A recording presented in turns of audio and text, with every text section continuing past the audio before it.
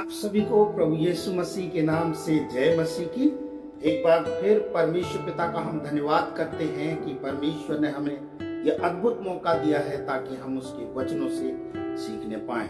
आज एक हम विषय के विषय में सीखने जा रहे हैं, अध्ययन करने जा रहे हैं, जो इस प्रकार से है। कुछ पापों की वजह से आप बहुत कुछ होते हैं, हमारे जीवन में बहुत कुछ लॉस होता है। हम उन आशीषों को प्राप्त नहीं कर पाते हैं जो आशीष परमेश्वर हमको देना चाहता है, लेकिन उसकी वजह जो है हमारे ही जीवन में पाए जाते हैं और हम उसको अपने जीवन में बनाए हुए हैं। हम उन पापों से पश्चाताप नहीं कर रहे हैं, उन पापों को अपने जीवन से दूर नहीं कर रहे हैं, उन पापों में हम लगातार बने हुए हैं। कुछ पापों की वजह से आज जो है इस विषय के बारे में हम जानने जा रहे हैं और बाइबल इसके विषय में हमें क्या बताती है, बाइबल हमें क्या सिखाती है, हम उसे देखने जा रहे हैं और समझने जा रहे हैं।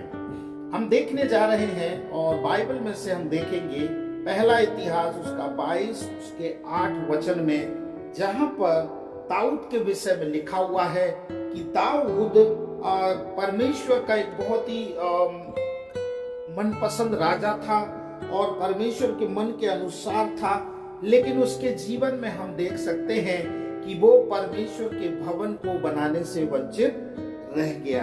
राजा दाऊद परमेश्वर के भवन का निर्माण नहीं कर सका।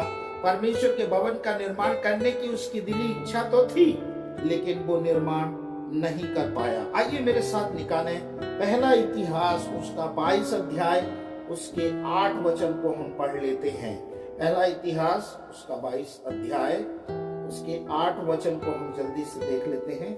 वहां पे क्या लिखा हुआ है, देखिए वहां पे ऐसे लिखा हुआ है, यह वचन मेरे पास पहुंचा, तूने बहुत लहू बहाया और बड़े बड़े युद्ध किए हैं, इसलिए तू मेरे नाम का भवन ना बनाने पाएगा, क्योंकि तूने भूमि पर मेरी दृष्टि में बहुत लहू बहाया है। देख, तुझसे एक पुत्र उत्पन्न होगा जो शांत पुरुष होगा और मैं उसको चारों ओर के शत्रुओं से शांति दूंगा। उसका नाम सुलेमान होगा और उसके दिनों में मैं इस्राएल को शांति और चैन दूंगा। वही मेरे नाम का भवन बनाएगा, वही मेरा पुत्र ठहरेगा और मैं उसका पिता ठहरूंगा और उसकी राजगद्दी को मैं इस्राएल के ऊपर सदा के लिए स्थिर करूंगा। यहाँ पे दाऊद के विषय में परमेश्वर बोलता है कि मेरी दृष्टि में तू जो है बहुत ही लहू बहाया है और बड़े बड़े तूने युद्ध किए हैं, इस वजह से जो है तू भवन को, जो मेरे नाम का भवन है, उसे बनाने नहीं पाएगा।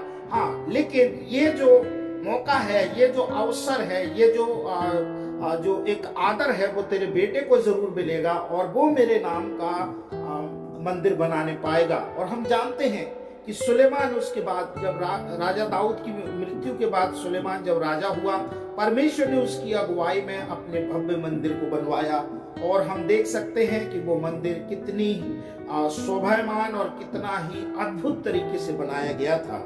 हम यहाँ पे देख रहे हैं राजा दाऊद अपने पूरे जीवन भर युद्ध और खून खराबा में था। उसके जीवन से बहुत सारे पाप थे जिसके द्वारा से वो परमेश्वर के भवन को बनाने से वंचित रह गया। सो ये पहला हम देख रहे हैं कि जब हमारे जीवन में कुछ पाप होते हैं, हम प्रभु के साथ साथ चल रहे होते हैं, लेकिन उसके बावजूद जब हम अपने जीवन में उन पापों को अपने जीवन से अलग नहीं करते हैं, तो हमें कुछ विशेष ऐसी जो आदर होता है, विशेष जो बात होती है, उससे हम वंचित रह जाते हैं। जैसे राजा दाऊद मंदिर बनाने से वंचित रह गया।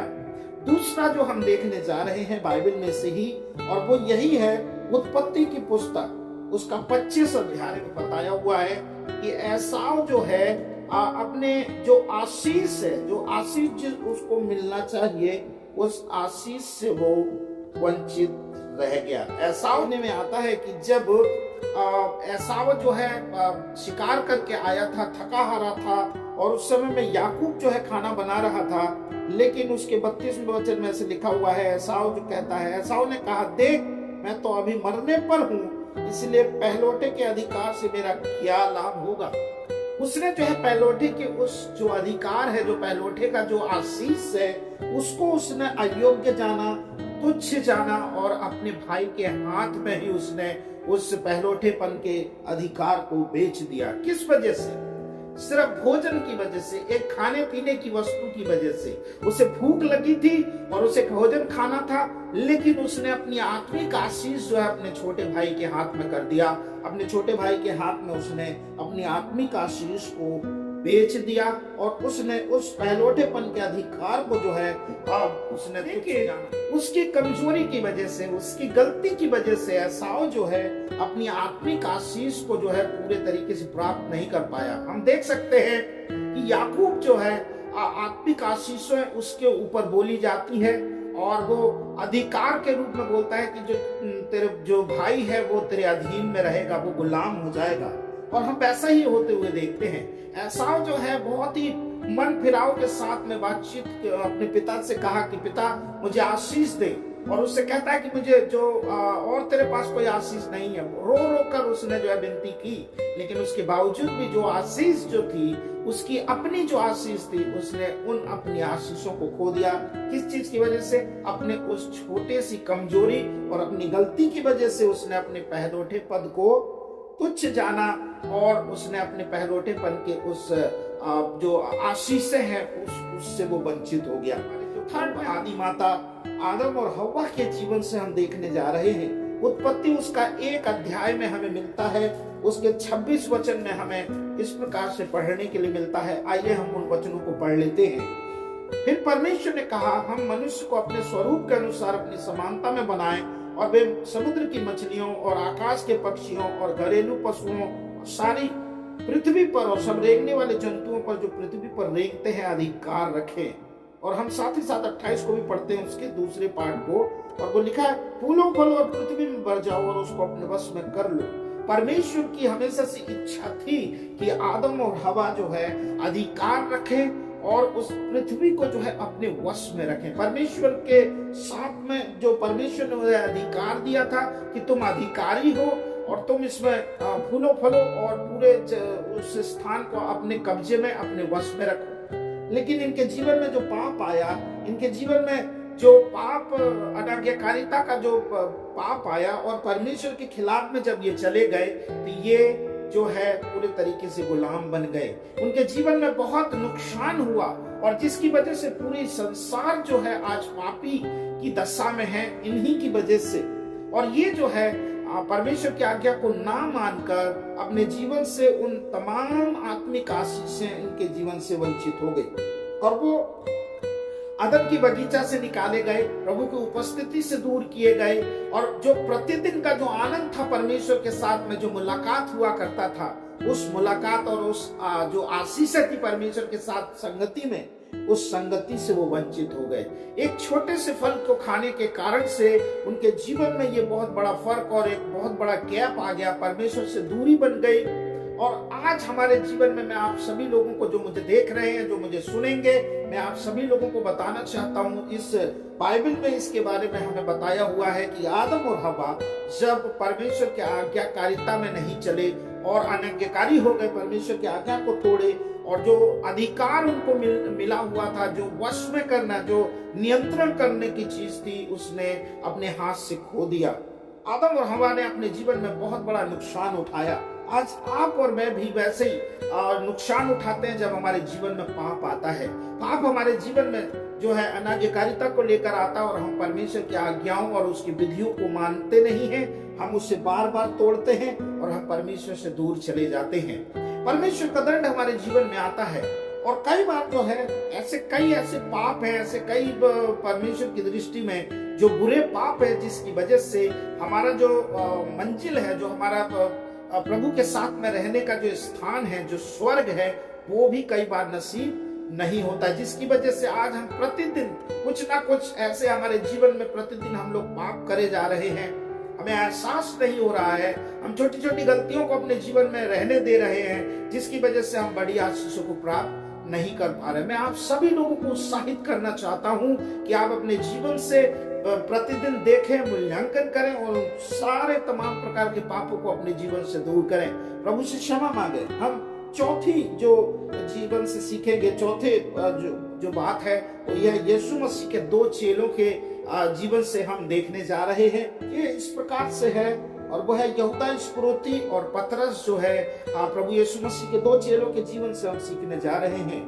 यहूदा इस्करियोती के जीवन में हम देख सकते हैं, यूहन्ना में उसके 12 अध्याय में लिखा हुआ है कि उसके पास जो है एक थैली रहा करती थी और उस थैली से वो जो पैसे को निकाल लिया करता था। वो पैसों के प्रति उसका जो लेन देन था या रवैया था, उसका जो स्वभाव था वो ठीक नहीं था और वो जो है उसमें से पैसे को निकाल लिया करता था। वो कमजोर था और इन पापों की वजह से जो है उसके जीवन में एक बहुत बड़ा समस्या आई और एक बहुत बड़ी जीवन जो है हम देख सकते हैं यीशु के साथ में होते हुए भी वो उस पद से या उस आशीषों से वंचित रह गया जो बाकी चेलों के जीवन में आने वाले दिनों में हम देखते हैं और जब हम पढ़ते हैं। सभी लोग प्रभु के द्वारा से अद्भुत तरीके से इस्तेमाल किए गए, लेकिन इसकी कमजोरी की वजह से और इसकी जो हरकत की वजह से ये अपने उस पद से भी चला गया और अपने जीवन को भी उसने समाप्त कर लिया। और जो यीशु का चेला होने का जो एक जो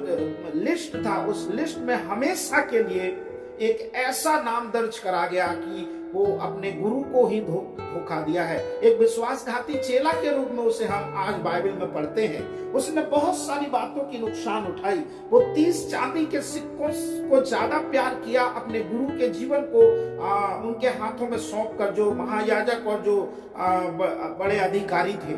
और उस बात का एक चिन्ह जो है हम देखने में पाते हैं और वो ये है मत्ती रचित सुसमाचार उसके 26, उसके 14 और 15 में कि एक डीलिंग करता है।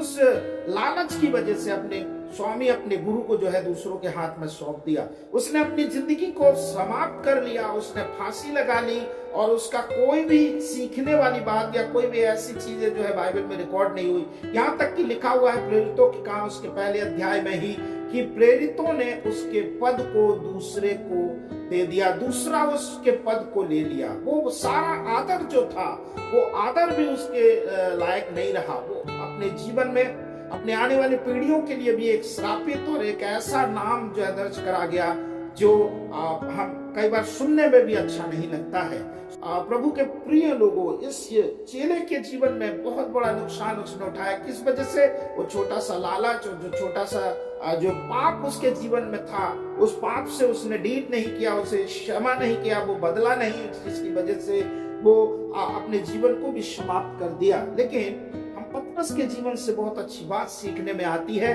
कि पतरस भी वैसे ही परेशानी में और वैसे ही परीक्षा से होकर गुजरा। उसके जीवन से जो एक कमी थी, उसके जीवन में जो एक जल्दबाजी का जो एक बात थी, उसकी वजह से जो है पतरस अपने बड़े बोल की वजह से इस परीक्षा में पड़ा और यीशु मसीह को उसने 3 लोगों के द्वारा पूछे जाने से इनकार किया और अपने जीवन में उस बात से कहा था कि तू इससे पहले की जो है इनकार करे 3 बार जो है मेरे जो है मुर्ग जो है बांध देगा। और हम पतरस के जीवन में देख सकते हैं कि सच में पतरस जो है 3 बार जो है यीशु का इनकार किया। लेकिन एक बहुत ही सामर्थी और एक बहुत ही अच्छी बात यह है कि उन कुछ पापों की वजह से जो है जो आशीषें जो खोने वाली थी, जो यहूदा ने खो चुका था, और वैसा ही पतरस के जीवन में भी ये कंडीशन थी और ये ऐसी कगार में आके खड़ा हो गया था।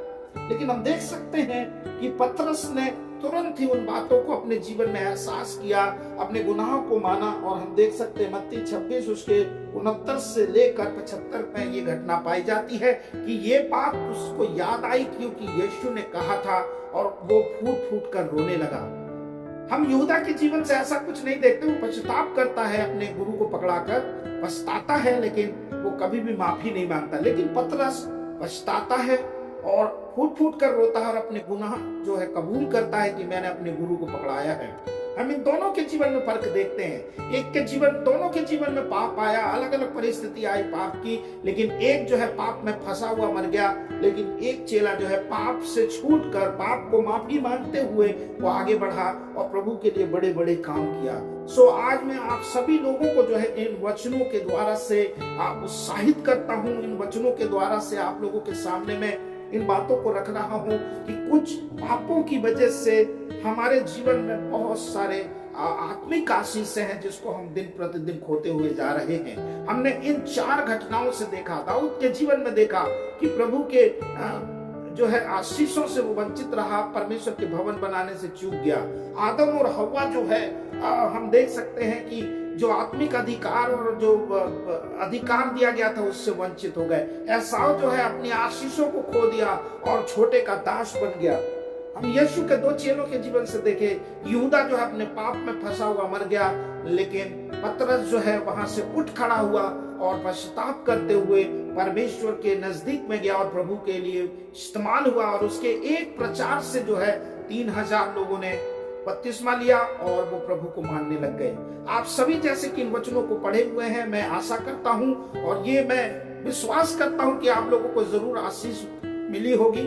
आप लोग इन वचनों को और भी मनन करें और इसे देखें अपने जीवन में। उन तमाम जो आपके जीवन में जो कुछ पाप जो है उन्हें अपने जीवन से दूर करें और आशीष के भागीदार हो जाएं, पश्चाताप करें और प्रभु के लिए बड़े बड़े काम करें। परमेश्वर इस वचन के द्वारा से आप सभी को आशीष दे। God bless you. जय मसीह की।